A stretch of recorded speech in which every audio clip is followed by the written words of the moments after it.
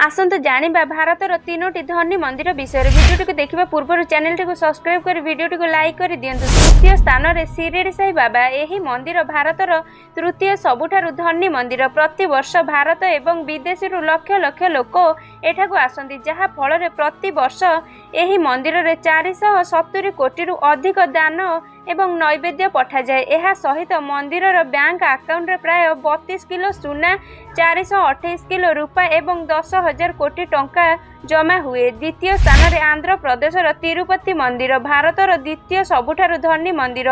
2010 मसीह यही मंदिर bank account रे 1,175 किलो सुना जमा करा जाइथिला। यही मंदिर मोट संपत्ति 50,000 कोटी टंकारु अधिक। तृतीय स्थान में पद्मनाभ स्वामी मंदिर।